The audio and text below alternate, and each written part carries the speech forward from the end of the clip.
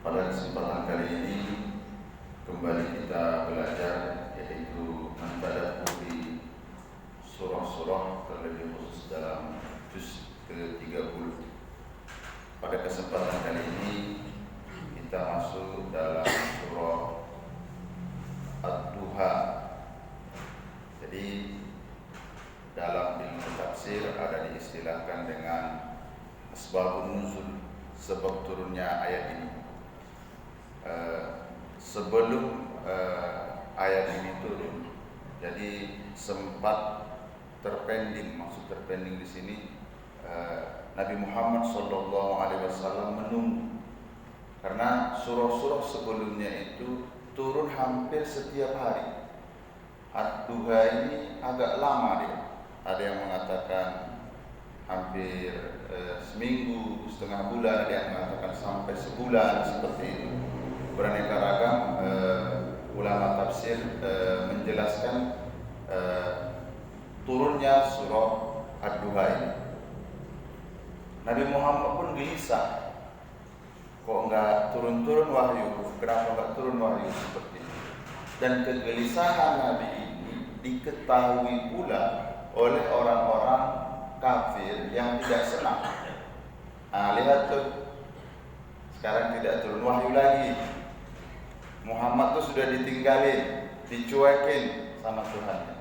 Jadi surah ini secara tidak langsung mematahkan sangkaan mereka bahwa Allah meninggalkan Nabi Muhammad, Allah cuek terhadap Nabi Muhammad.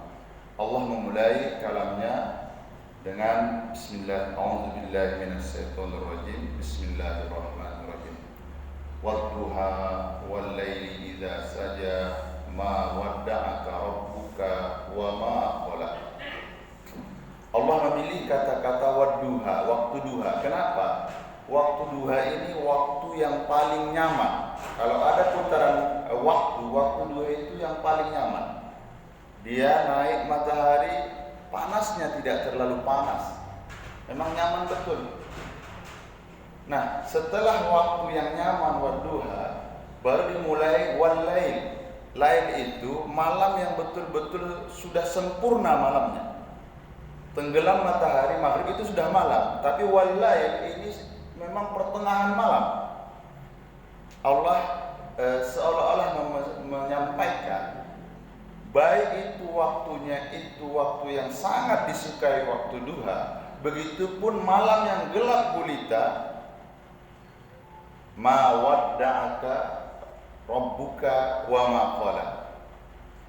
Tuhanmu Allah tidak pernah meninggalkanmu sama sekali. Wa ma qala.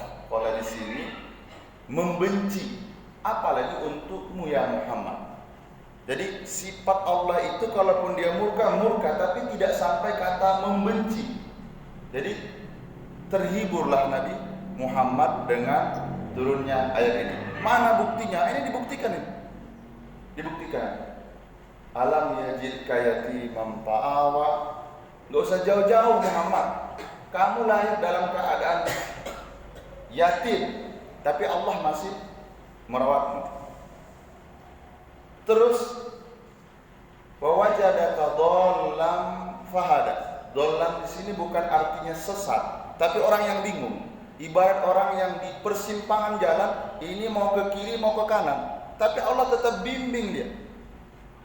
Wajadaka a'ilan fa'aghna. Dulu kan orang yang artinya ada yang mengatakan miskin, bukan.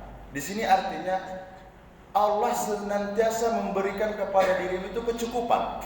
Jadi orang kaya itu orang yang merasa cukup. Dalam praktek kehidupannya banyak sekali orang kaya tapi miskin. Tapi banyak orang yang sederhana, pada prinsipnya dia cukup. Kenapa? Dia merasa nyaman di hatinya walaupun tidak berlimpah dengan materi. Tapi ada orang yang kelihatannya semuanya sudah lengkap, tapi rasa kurangnya terhadap materi itu. Jadi di sini Allah tekankan, Muhammad, Tuhanmu tidak pernah meninggalkanmu, apalagi membencimu. Nah, seperti itu.